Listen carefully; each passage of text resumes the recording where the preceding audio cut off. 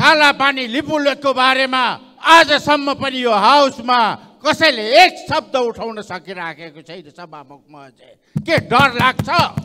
सत्ता जान्छ भन्ने डरले चाहिँ केही बोल्न नसकेको हो कि? सभामुख महोदय, कुर्सीका लागि जुन झगडा हुने गरेको छ प्रधानमन्त्री सभामुखको कुर्सी त्यो कुन देशबाट आयात भएको हो? सभामुख महोदय, सिंहदरबार, बालुवाटार, शीतल निवास र यो सदनको क्षेत्रलाई आत्मनिर्भर घोषणा गरौँ। यहाँ प्रयोग हुने कुर्सीदेखि माइकसम्म, कलमदेखि कापीसम्म सबै नेपाली प्रयोग गर्नका लागि सभामुख मार्फत सरकारको ध्यान आकर्षण गराउन चाहन्छु। मिसन महाकाली कहिले यी ठुला पार्टीहरूले सुरु गर्ने? किसानले मल पाइराखेको छैन, भएको अनुदान कट्टा गर्न थालिराखेको छ। के नेपालका किसानहरूलाई पनि खाडे मुलुक जा भन्न थालेको त सरकारले होइन? माननीय सदस्य श्री निशा डाङ्गी। सभामुख महोदय, आर्थिक वर्ष 2078 र 79 मा 88,000 केजी बराबरको टुथपिक र करिब 26 लाख केजी बराबरको टोइलेट पेपर भित्रिएको छ। टुथपिक र टोइलेट पेपरमा करिब 41 करोड बराबरको खर्च बाहिरिएको छ। यी उदाहरण हुन्। टुथपेस्टदेखि स्याम्पूसम्म, मोबाइलदेखि कारसम्म, हुँदाहुँदा चामलसम्म आयात। आन्तरिक उत्पादन बढाउन राज्यले के कस्तो नीति बनाएका छन्? ती कुराहरू अङ्कमा देखिने गरी किन लागू भएनन्? समीक्षा गरी आंशिक सुधार हुने गरी नीति ल्याउन छलफल चलाउन सभामुख मार्फत सरकारको ध्यान आकर्षण गराउन चाहन्छु। त्यस्तै म सदनमा बसिरहेको कुर्सी कुन देशबाट आयात भएको हो कि नेपालमा नै बनेको हो? कुर्सीका लागि जुन झगडा हुने गरेको छ प्रधानमन्त्री सभामुखको कुर्सी त्यो कुन देशबाट आयात भएको हो? सभामुख महोदय, सिंहदरबार, बालुवाटार, शीतल निवास र यो सदनको क्षेत्रलाई आत्मनिर्भर घोषणा गरौँ। यहाँ प्रयोग हुने कुर्सीदेखि माइकसम्म, कलमदेखि कापीसम्म सबै नेपाली प्रयोग गर्नका लागि सभामुख मार्फत सरकारको ध्यान आकर्षण गराउन चाहन्छु। धन्यवाद।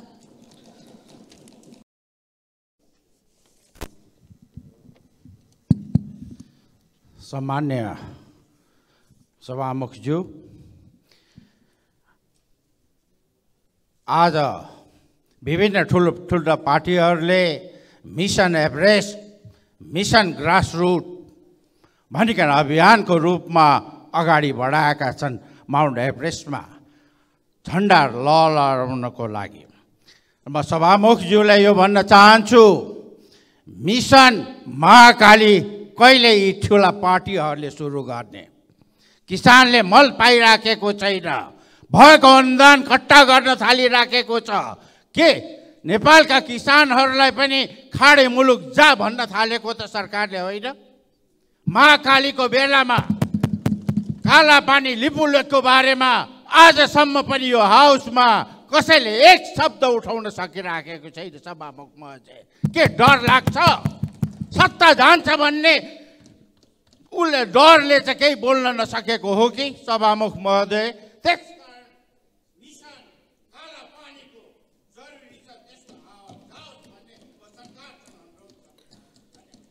माननीय सदस्य श्री दिलेन्द्र प्रसाद बडु।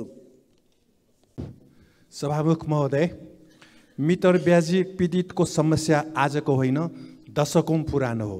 यो अवधिमा धेरै सरकार र धेरै मन्त्रीहरू भए। वर्तमान गृहमन्त्रीको यो दोस्रो कार्यकालमा मितरब्याजीको समस्या समाधान गर्न आयोग गठन गर्ने कुरा बाहिर आयो। मितरब्याजीको समस्या समाधान गर्नको निम्ति मितरब्याजीले लगानी गरेको रकम राष्ट्रियकरण गर्नुपर्छ र पीडितलाई पूर्ण रूपले छुटकारा दिनुपर्छ। र साथसाथै सभामुख महोदय, दैनिक सुराकी खर्च गृहमन्त्रीले रु 50,000, सचिवले 25,000 बुझ्दै आएकोलाई हटाइएको समाचार बाहिर आयो र यसले मात्र देशको समस्या समाधान गर्दैन र यसको निम्ति सुराकी खर्च गृहमन्त्री भएका पहिलेकाले कति लिए, 5 लाखसम्म लिएको बाहिर आएको थियो। गृह सचिवले कति लिए, नाम नामेसी बाहिर ल्याउनु जरुरी छ। भ्रष्टाचार किन भयो यसबारे गृहमन्त्रीले प्रशासन र प्रहरीसँग बरोबर बैठक गरी समाधान गर्नु जरुरी छ। यसले मात्र गृहमन्त्रीको प्रभावकारिता देखि। माननीय सदस्य श्री ध्रुव बहादुर प्रधान। सम्मान्य सभामुख महोदय, सुस्ताबासी टापुमा नाकाबन्दीको बेला अत्यन्त कष्ट भोगे अहिले पनि नारायणी नदीको जोखिमपूर्ण यात्रा तय गरी जीवन निर्वाह गर्नु परेको छ। नेपाली भूभागलाई सुरक्षित राख्ने जनता सुरक्षाको घेरामा बन्धक भई बस्नु परेको छ। 2072 सालमा 1571 मिटर मल्टिस्प्यान झुलुङ्गे पुल 7 वर्ष भइसक्दा पनि निर्माण कम्पनीले पुरा गर्न सकेको छैन। 30 करोड लागतमा त्रिशुली आश्रय जोइन्ट भेन्चरको ठेक्का पुनः म्याद थपिएको छ। नेपाली भूभागलाई जोड्ने सुगम हुने योजनालाई दुराशयपूर्ण तरिकाले ढिलाइ गरेको भए ठेकदार कम्पनी र अनुगमनकर्तालाई कडा कारबाही गरियोस्। सुस्तामै 3 वर्ष भइसक्दा पनि जनता आवासको 150 घर पुरा नभई अल्पत्र परेकोमा अविलम्ब पुरा गर्न सरकारको ध्यान जाओस्। धन्यवाद। माननीय सदस्य श्री नागिना यादव।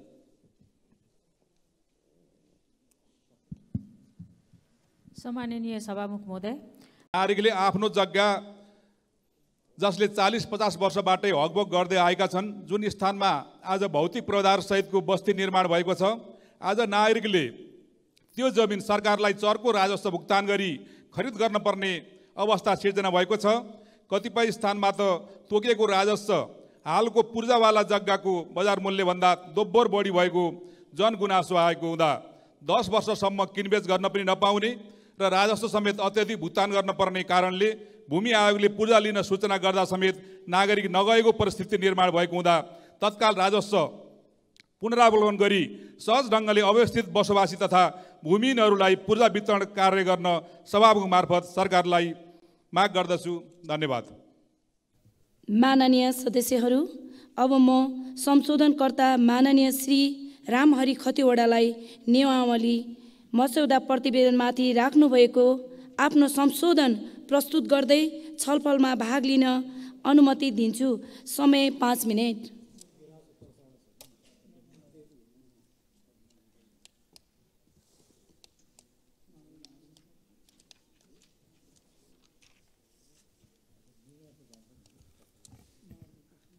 सभामुख महोदय, संसदको इतिहासमा र संसदीय व्यवस्थामा सबभन्दा गरिमामय पद सभामुख हो भन्ने हामी सबैलाई जानकारी नै छ। आज म नेपालको पहिलो सभामुख, नेपालको राजनीतिको एउटा धरोहर पुरुष कृष्णप्रसाद भट्टराईलाई स्मरण गर्न चाहन्छु। सभामुख हुने बित्तिकै सबैले आफ्नो पार्टीभन्दा माथि उठेर पार्टीको, जातिको, धर्मको, सम्प्रदायको कसैको पनि नभइकन मुलुक र संसदको अभिभावकको रूपमा काम गर्नुपर्छ भन्ने सिद्धान्त लिएर सभामुखलाई हामीले चुन्ने पद्धतिको व्यवस्था गरेका छौँ।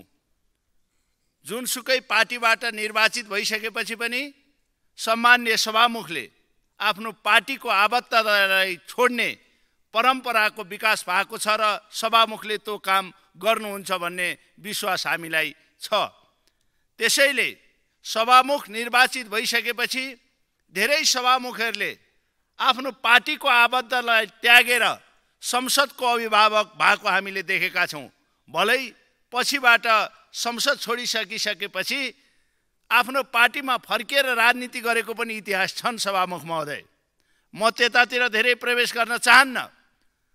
मैले आज संसदमा सभामुखलाई अझ दह्रो, अझ बलियो, अझ प्रजातान्त्रिक सबैको सभामुख बनाउनका लागि कुनै पनि कार्य गर्दा संसदको कार्यव्यवस्था परामर्श समितिको निर्णय अनुसार काम गर्ने, संसद बोलाउने, अन्त्य गर्ने परम्पराको विकास गरियो भने संसद सबैको हुन्छ, सभामुख सबैको हुन्छ भन्ने प्रावधानका साथ मैले संशोधन प्रस्ताव दर्ता गरेको छु।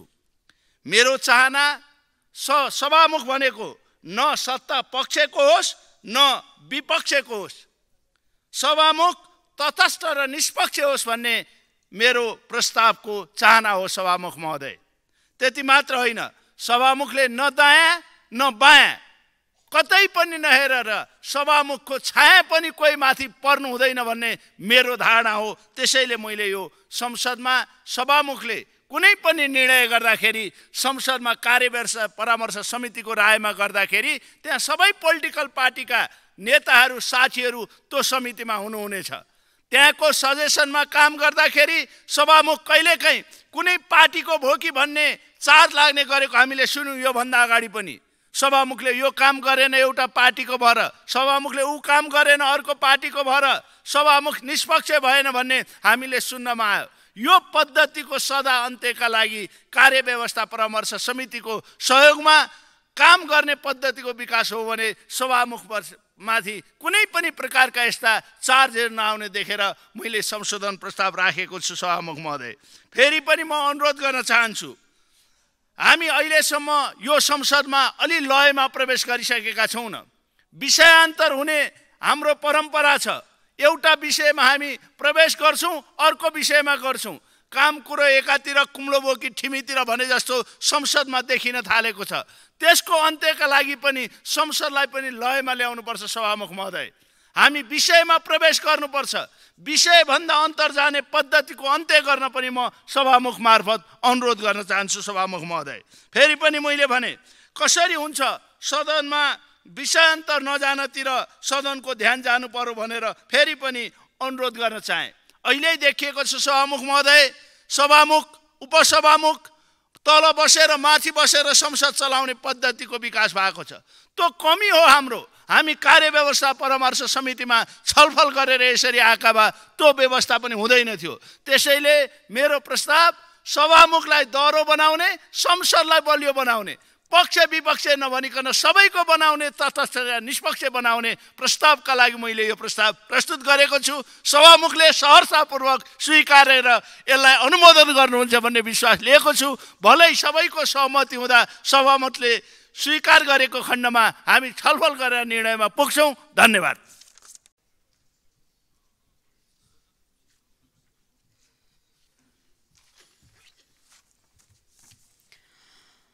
सम्मानीय सभामुख महोदय, मैले यस 2079 को नियमावलीमा जम्मा 5 वटा संशोधनहरू दर्ता गराएकी छु। एउटा प्रस्ताव सभाको बैठकमा समयको व्यवस्थापन गर्ने सम्बन्धी, जुन हामीले यता बसेर पोडियममा चाहिँ देख्छौँ उता चाहिँ नि लागू प्रपरली भएको छैन। 2 वटा प्रस्ताव पारदर्शिता सम्बन्धी छ र अर्को संशोधन प्रस्ताव चाहिँ नि यो समय 72 घण्टाले पुगेन भन्ने बारेमा छ र अन्त्यको एकदम महत्त्वपूर्ण चाहिँ संसदीय क्यालेन्डरको छ। सभामुख महोदय, दफा 12 हेरौँ। हामीले यस सदनमा अझै कति समय कतिचोटि खाली मेचहरूलाई सम्बोधन गर्दै बस्ने हो। बैठकको व्यवस्थापन समय नतोकिएले होला सांसदहरू बैठक चलिरहेको बेलामा आवत जावत गरिरहनुहुन्छ अनि घन्टौँसम्म बिना कुनै विश्राम बैठक चलिरहँदा सबैलाई त गाह्रो हुन्छ नै नि, होइन र? त्यो त एकजना मान्छे दुईजना मान्छेलाई मात्र होइन, हामीभन्दा धेरै उमेर गएका सदस्यहरू पनि यस सदनमा छन्। उहाँहरूको स्वास्थ्य अवस्था कस्तो होला? त्यसैले समयलाई तोकौँ र समय व्यवस्थापन गरौँ, खाजाको समय तोकौँ भनेर मैले त्यस कारणले राखेको हो। सभामुख महोदय, सदन जनताको हो। कुन सांसदले कस्तो र के संशोधन पेश गर्नुभयो त्यो जान्ने हक जनताको छ।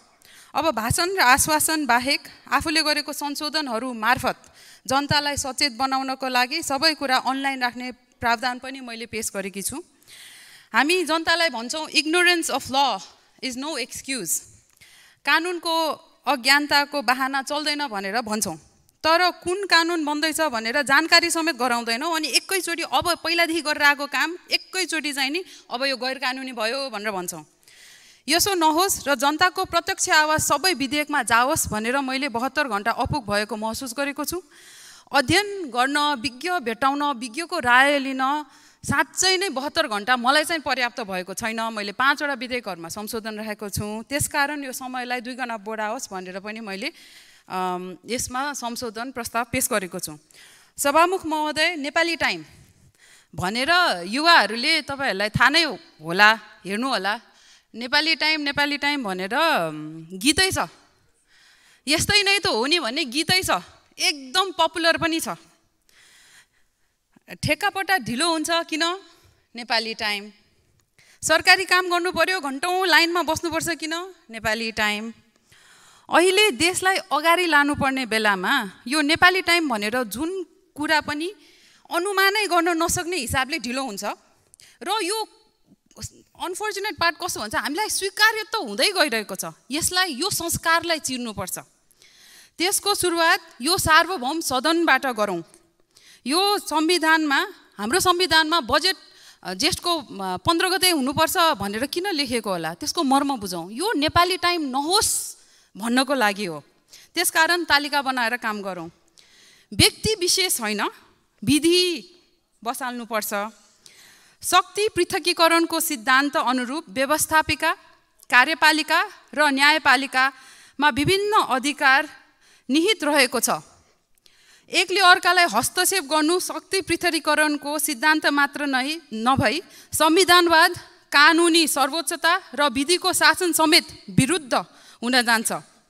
संविधान त केही अख्तियार र विशेष अधिकार संसदका नेताको रूपमा सभामुखलाई दिएको छ। सभामुखको अधिकार कार्यव्यवस्था परामर्श समितिका नाममा कटौती गर्ने प्रस्तावहरू पनि देखिएका छन्। कार्यव्यवस्था परामर्श समिति सम्भवतः सत्तापक्षको बहुमत रहने भएकोले सभामुखलाई सरकारको प्रत्यक्ष नियन्त्रणमा राख्नु शक्ति पृथकीकरणको उल्लङ्घन हुन जान्छ।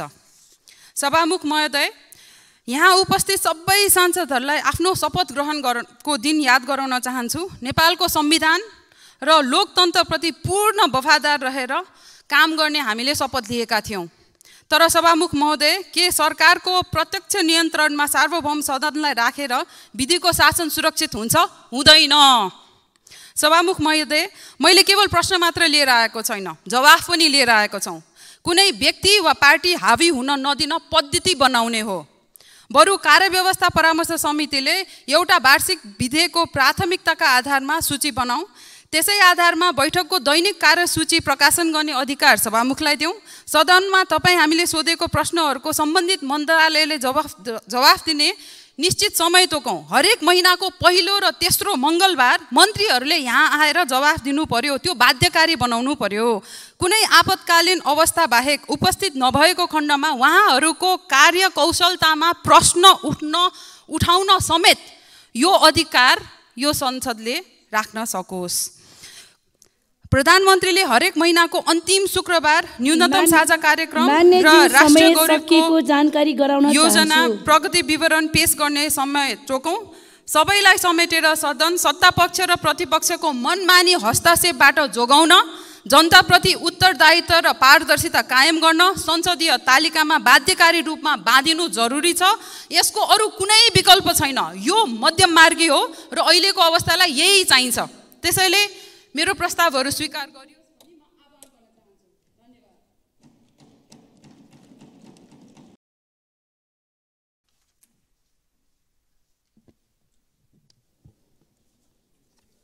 माननीय सदस्यहरू, अब म संशोधनकर्ता माननीय श्री सन्तोष परिवारलाई नियमावली मस्यौदा प्रतिवेदनमाथि राख्नुभएको आफ्नो संशोधन प्रस्तुत गर्दै छलफलमा भाग लिन अनुमति दिन्छु। समय 5 मिनेट।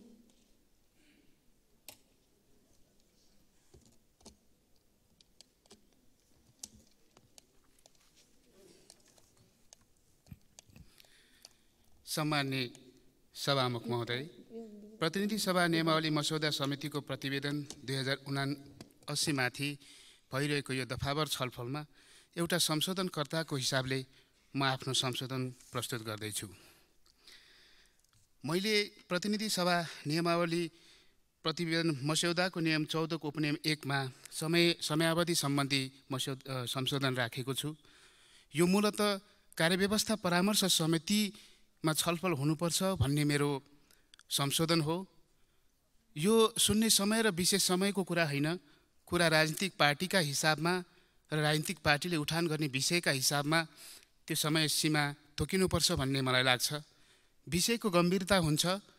पार्टीहरूले उठाउने विषय पार्टीको हैसियत अनुसार हुँदैन, देश र जनताको सम्बन्धसँग जोडिएको हुन्छ, त्यसको आवश्यकतासँग जोडिएको हुन्छ र त्यसको गम्भीरतासँग जोडिएको हुन्छ। यसर्थ पनि कार्यव्यवस्था परामर्श समितिमा छलफल भएर त्यो गर्न पाए राम्रो हुन्थ्यो भन्ने लाग्छ। सम्माननीय सभामुख महोदय, लोकतन्त्रको हाम्रो इतिहास त्यति धेरै होइन। लोकतन्त्रलाई असाध्यै समृद्ध बनाउने र लोकतन्त्रवादीहरूलाई आशाको एउटा राजनीतिक संस्कार दिने हाम्रो जिम्मेवारी हो।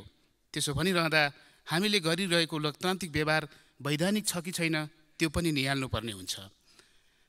राजनीतिक शास्त्रमा राज्य निर्माणको एउटा सिद्धान्त छ, त्यसले के भन्छ भने व्यवस्था परिवर्तन भए अनुसारको राजनीतिक उपलब्धि अनुसारको हाम्रा सङ्घ संस्थाहरू चलेनन् भने अथवा चलाउन सकिएन भने त्यो व्यवस्था परिवर्तन जनताको जीवनसँग जोड्न सकिँदैन।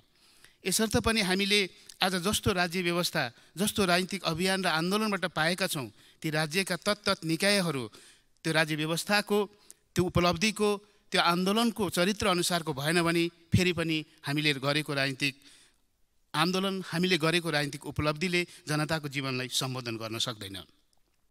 यहाँनिर सार्वजनिक बहसमा धेरै कुरा आए। कता कता सामान्य सभामुखको भूमिकालाई कमजोर बनाउन खोजिएको हो कि भन्ने पनि आयो, तर हाम्रो ध्येय त्यो होइन। हाम्रो ध्येय के हो भने मान्छेलाई बाँध्ने यो संसारमा प्रचलित दुईटा सिद्धान्त होलान्, एउटा कि त नैतिकताको कसीमा बाँध्ने होला कि त कानुनले बाँध्ने होला। यदि हामी नैतिकताको कसीमा बाँध्न सक्दैनौँ भने, यदि हामी हाम्रो भूमिकालाई जिम्मेवार बनाउन सक्दैनौँ भने हामीसँग कानुनमा जानु र विधि विधान बनाउनुभन्दा अर्को विकल्प छैन। यसो भनिरहँदा कार्यव्यवस्था समितिबाटै सबै कुरा गरेर त्यहीँबाट बैठक बसेर त्यही निर्णय गरेर सभामुखको भूमिकालाई हामीले कमजोर बनाउन खोजेको होइन। हामीलाई के लाग्छ भने कार्यव्यवस्था समिति मात्र एउटा त्यस्तो ठाउँ हो जहाँ सत्तापक्ष र प्रतिपक्ष भन्ने हुँदैन, त्यहाँ सबै पार्टीहरूको प्रतिनिधित्व हुन्छ। अझ हामी यो संसदमा, यो प्रतिनिधि सभा नियमावलीमा त स्वतन्त्र रूपमा जितेर आएका, स्वतन्त्र रूपमा जनताको प्रतिनिधिहरूलाई पनि त्यहाँ समावेश गर्नुपर्छ भनेर हामी यसको आकार पनि अलि ठुलो बनाउँदैछौँ। यसर्थ कार्यव्यवस्था परामर्श समितिमा धेरै विषयमाथि छलफल भयो भने, धेरै कार्यसूची त्यहाँ निर्माण भयो भने कमसेकम हाम्रो संसदलाई प्रभावकारी बनाउन सकिन्छ, यसलाई गुणात्मक बनाउन सकिन्छ भन्ने मान्यताका साथ हामीले यो संशोधन राखेका छौँ। यो संसदको गरिमा हाम्रो विधान र त्यो विधानले चलाएको हाम्रो व्यवहारले प्रमाणित गर्ने हो, न कि हामीले पल्टाएका इतिहासका ती अन्य नजिरहरूले यसलाई प्रमाणित गर्न सक्दैन। प्रत्येक संसद सार्वभौम छ, प्रत्येक संसदमा आउने जनप्रतिनिधिहरू सार्वभौम छन् र आफ्नै किसिमका राजनीति लिएर आएका छन्। यसर्थ पनि यो प्रतिनिधि सभालाई, यो अहिलेको संसदलाई राजनीतिक संस्कारयुक्त बनाऊ, लोकतान्त्रिक बनाऊ, यसलाई परिपक्व बनाऊ, जनताको पक्षमा काम गर्ने बनाऊ र यसको गुणलाई अझ फराकिलो बनाऊ र यसको गरिमालाई कायम राखौँ भन्दै मैले संशोधन प्रस्ताव गरेको छु। यो संशोधन प्रस्ताव उप कार्यान्वयन होस् भन्ने आग्रह गर्दै म बिदा हुन्छु। नमस्कार।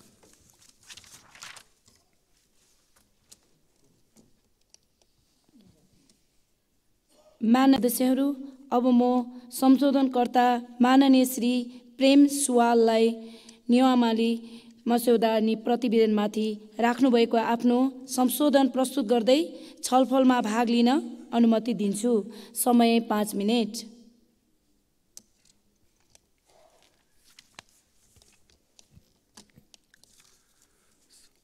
सभामुख महोदय, सरकारलाई प्रतिनिधि सभाप्रति र प्रतिनिधि सभालाई जनताप्रति जवाफदेही बनाउन नेपाल मजदुर किसान पार्टीले समिति र यो सभामा संशोधन पेश गरेको हो।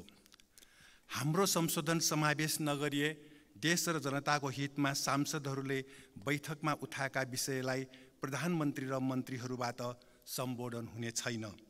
प्रधानमन्त्री र मन्त्रीहरू उपस्थिति जनाएर हिँडिहाल्ने वा बैठकमा उपस्थित नै नहुने अवस्था आउँदा दिनमा पनि कायम हुनेछ। सभामुखको कुर्सीले सत्तापक्षलाई जस्तोसुकै विषयान्तर भए पनि बोल्न दिइरहने, विपक्षीलाई बोल्न बन्देज लगाउने भेदभावपूर्ण व्यवहार गर्ने छैन भन्ने अपेक्षा गरेका छौँ। देश र जनताका विषयलाई समेत विषयान्तर भयो भने आरोप लगाउनेलाई सभामुखको कुर्सीबाट खण्डन हुनेछ। संसदमा प्रभावकारी रूपमा बोल्ने राजनीतिक दलका सांसदहरूलाई मन्त्री बनाइएको हुँदा आगामी दिनमा संसद प्रभावकारी नहुने स्पष्ट भयो।